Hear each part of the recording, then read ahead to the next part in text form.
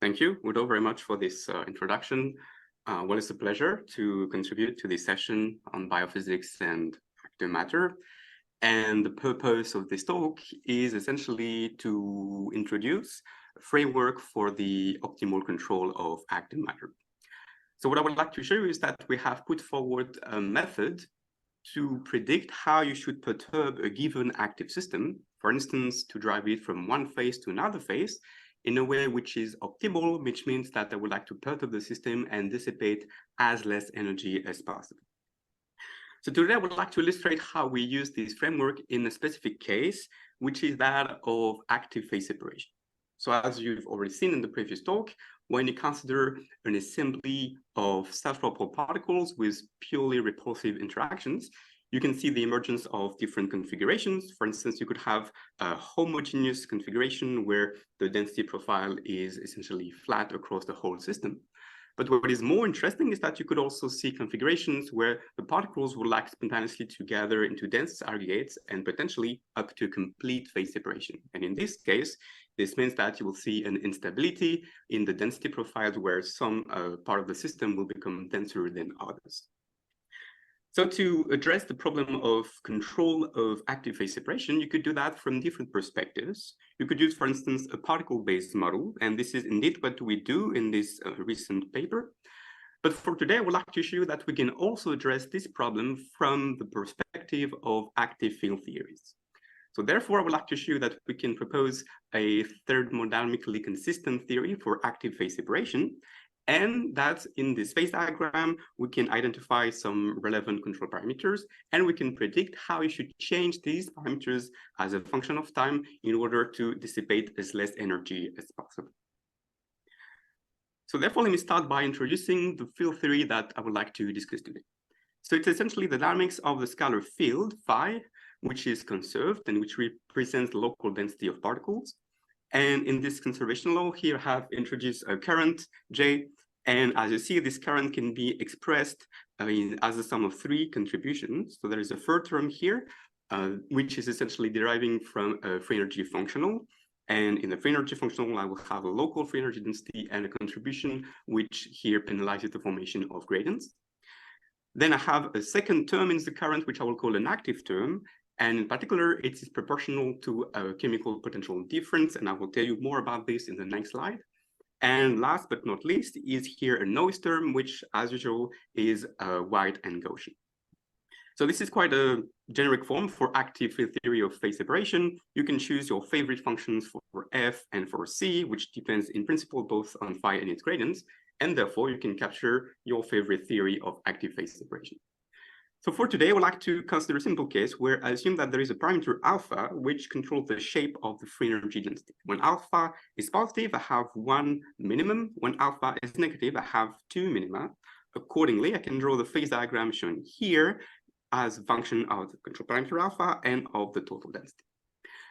Okay, so if I want to start from this theory and, for instance, measure the heat associated with active phase separation, the first thing to acknowledge is that this dynamics is not enough in the sense that it discards some underlying chemical degrees of freedom, which are responsible in essentially sustaining the activity of the system. So the first thing to do, therefore, is to expand the phase space and to try and describe the dynamics of these chemicals. So to do that, I will assume that the active system is in contact with some reservoir of fuel end products, which can diffuse in the system, and they will react in the system. And for simplicity, I will describe the reaction in terms of only two quantities. I will introduce the chemical potential difference, and I will assume that it is constant. This is essentially how you maintain the dynamics out of equilibrium. And moreover, I will also introduce a chemical current here, N dot, which is just the rate of consumption of chemicals. I would assume that then you can simply describe the relation between current and forces using linear relation, as you often do in linear irreversible film dynamics. But to be consistent with the previous equation I gave you in the previous slide, you realize immediately that the matrix which connects forces and current has to have a specific shape. In terms of the diagonal component, this is just one here for simplicity. But then interestingly, you have this off-diagonal component, which are given by the exact function C, which was in the previous. So from this linear structure, then you deduce readily that the dissipation rate is just given by the product between chemical forces and chemical current, which is very much what we heard in the previous talk, and which just tells you that there are chemical reactions which dissipate energy at a constant rate in the active system. Very good. So now let's move on and try how you can perturb the system and optimize the perturbation. So I would like to consider now that I control this parameter alpha in the free energy density. And if I consider a trajectory where alpha varies from initial time 0 to final time tau, we all know that you can define the average work as such in terms of the partial derivative of the free energy functional with respect to this parameter. What is interesting is that you can now write the heat as follows. It is the sum of the work minus the difference of free energy functional. And then you have these final terms which cares about chemical reaction. And this relation should be familiar to many of you. For instance, if you kill the activity by setting delta mu to 0, you recover the first law of thermodynamics in its standard form.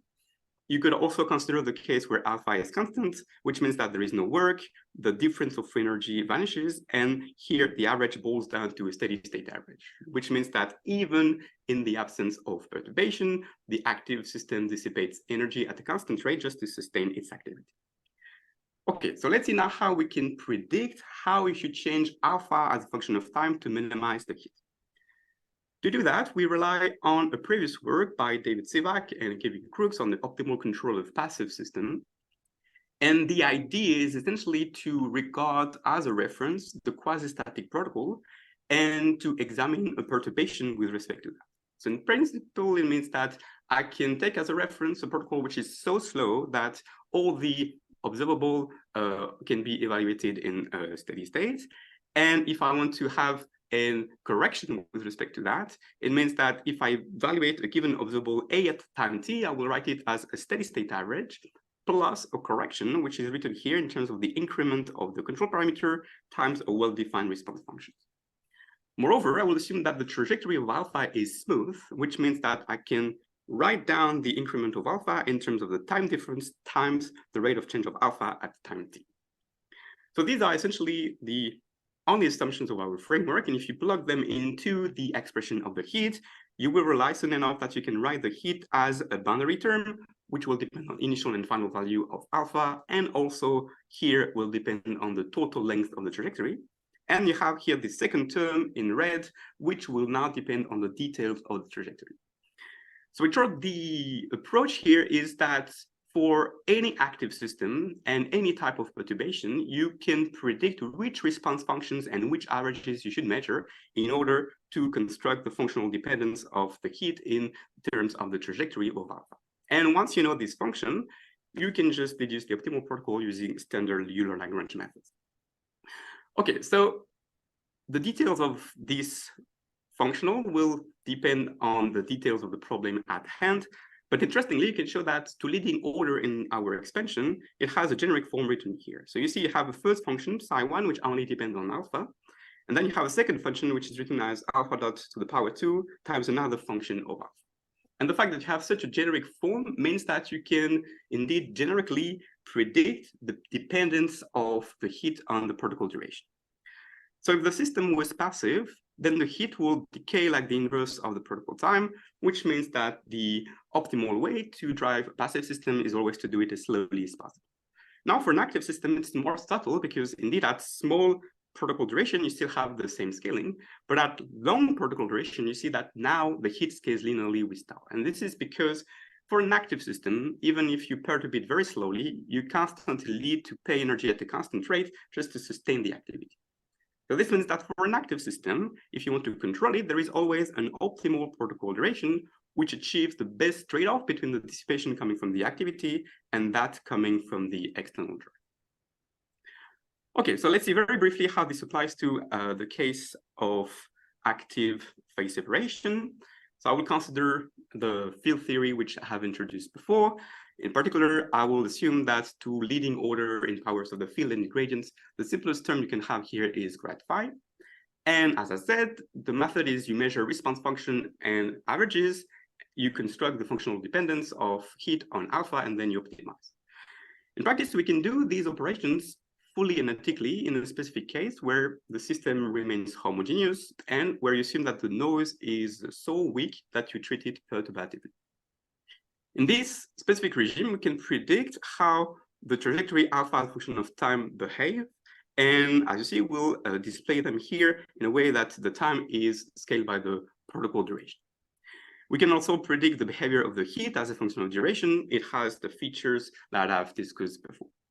What is interesting is that if you consider a protocol duration which is below the minimum of the heat, you'll find that here the protocol fall into a master curve, which is a dark blue curve. Then as the protocol duration sweep here around the minimum, you will find that the protocol changes shape rapidly, and then it falls into another master curve, which is here the dark red curve, which correspond to the scaling where now the heat scales linearly with protocol duration. So we can take these analytical predictions for the optimal protocol, substitute them in the simulation and measure the corresponding heat. And in this way, we can essentially provide a consistency check to determine whether the approximation of our framework are valid. And this is essentially what we do here by comparing these two estimations of heat in blue and in orange. And what you see is that there is indeed a slight deviation at small protocol duration. This is just because in this regime, you start to probe the relaxation of the system. The protocol is too fast, and therefore the assumption of response theory essentially breaks down. But interestingly, we actually capture very well not only the scaling at long duration, but also the location of the heat where it gets minimized, which was here the main feature we wanted to capture. Okay, so let me conclude there by saying that there have been already quite a few works which try to quantify dissipation of active systems. We've seen very nice talks, especially today on this subject. But interestingly, what is perhaps even, I would say, more challenging and more interesting is not only to quantify dissipation, but also to optimize dissipation. And I hope that I've convinced you that if you want this, we have a framework to propose a systematic approach to optimize dissipation. So the talk was mostly about the physics of isotropic particles, namely phase separation, but actually our methods are so versatile that you could deploy it in many other cases. For instance, if you consider aligning particles, we know there is a flocking transition. It would be very interesting to apply our framework in this case. And with this, let me thank you for your attention, and I'll be glad to take questions.